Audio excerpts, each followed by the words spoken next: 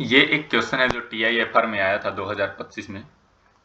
TIFR 2025 का एक question है, मैथमेटिक्स के पेपर में आया था, है ना। आसान क्वेश्चन है।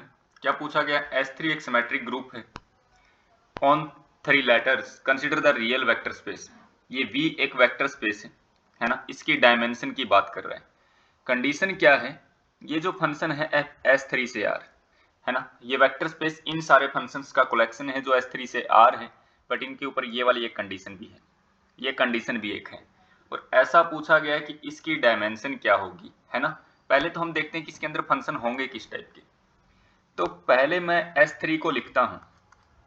ये S3 जो सेट है, इसके अंदर इस टाइप के एलिमेंट होते हैं, I 1 2 1 3 2 3 और आपका 1 2 3 और 1 3 2। तो ये 6 एलिमेंट होते हैं आपके S3 के अंदर, है ना। S3 में 6 एलिमेंट है। फंक्शन कहां से कहां तक है? S3 से R तक। और उस फंक्शन के ऊपर कंडीशन क्या है कि उस G की इमेज और G क्यूब की इमेज सेम होनी चाहिए, है ना। तो मैं आपको बताऊं कि अगर आप I का क्यूब कर दें तो I ही आएगा, है ना। इसी टाइप से अगर 1 2 का आप क्यूब करेंगे तो ये भी कितना आएगा? 1 2 ही आएगा। अगर आपने सिमेट्रिक ग्रुप पढ़ा है तो आप ये जानते होंगे थोड़ा सा बेसिक कि 1 2 का क्यूब 1 2 क्यों आता है। मैं अगर आपको बताऊं भी तो 1 2 का क्यूब कुछ ऐसा हो गया, 1 2 1 2, है ना। अब देखते कैसे हैं। यहाँ पर 1 की इमेज 2 है, फिर यहाँ पर 2 की इमेज वापिस 1 और यहाँ से फिर 1 की इमेज फिर 2, यानी कि 1 की इमेज क्या आ गया? 2 आ गया। अब यहाँ से हम देखें 2 की इमेज 1, फिर उस 1 की इमेज 2, फिर 2 की इमेज वापिस से 1, यानी कि 2 की इमेज फिर से क्या आ जाएगा? 1 आ जाएगा। तो यानी कि 1 2 का क्यूब करेंगे तो कितना आएगा? 1 2 ही आएगा, है ना। ठीक है, इसको रब कर देता हूं मैं क्योंकि ये अपने काम का नहीं है ना। अब हम क्वेश्चन सोल्व कर लेते हैं। अगर आपने ग्रुप थ्योरी पढ़ा होगा तो ये बेसिक आप जानते भी होंगे। ऐसे ही अगर 1 3 का क्यूब कर दें, वो भी कितना आने वाला है? 1 3 ही आने वाला है। सेम इसी टाइप से 2 3 का क्यूब क्या आएगा? वो भी 2 3 आएगा, है ना।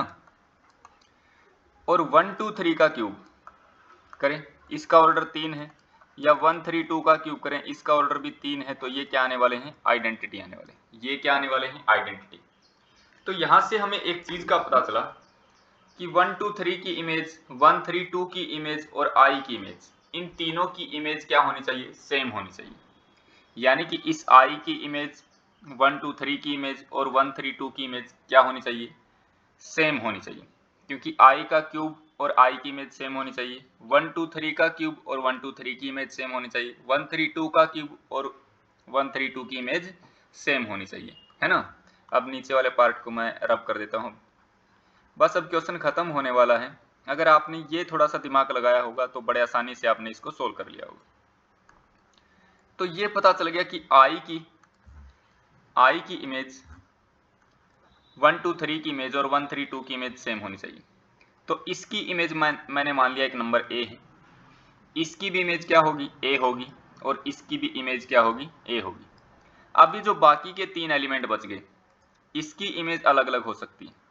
जैसे 1 2 और 1 2 का क्यूब दोनों सेम होते हैं, तो इसकी इमेज मैंने B मान ली, इसकी इमेज मैंने क्या मान ली? C मान ली, और इसकी इमेज मैंने क्या मान ली? D मान ली, है ना।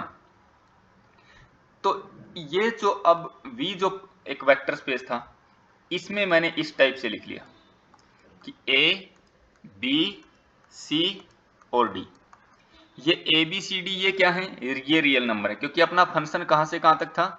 S3 से R था। हमारा फंक्शन कहां था? S3 से R था। और ये A B C D क्या आ गए? अपने रियल नंबर आ गए, है ना। तो जो V के अंदर जो एलिमेंट है उसको मैंने इस टाइप से लिख लिया। इसका मतलब क्या है कि ये A किसकी इमेज है? I की 1 2 3 की और 1 3 2 की इमेज है। ये B किसकी इमेज है? 1 2 की इमेज। C किसकी? 1 3 की इमेज। और D 2 3 की इमेज है ना। जैसे ही इस ABCD को मैं चेंज करूंगा तो मेरा दूसरा फंक्शन आ जाएगा, फिर से चेंज करूंगा फिर से दूसरा फंक्शन आ जाएगा, है ना। ओके, और इसके बारे में आप बड़े आसानी से बता सकते हैं कि इस V की डायमेंशन क्या होगी? इस V की डायमेंशन क्या हो जाएगी? डायमेंशन ऑफ V क्या हो जाएगी? Over R।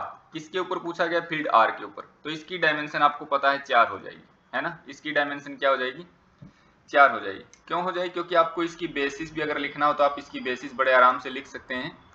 इसकी बेसिस कैसे लिख सकते हैं, 1 0 0 0, है ना। दूसरा 0 1 0 0 0 0 1 0 और 0 0 0 1, इस टाइप से आप बेसिस लिख सकते हैं। इसकी बेसिस में 4 ही एलिमेंट आएंगे तो इस वेक्टर स्पेस की डायमेंशन कितनी हो जाएगी, 4 हो जाएगी। यानी कि ये जो क्वेश्चन गिवन था इसका आंसर आपका क्या आएगा, D is the right answer. Okay.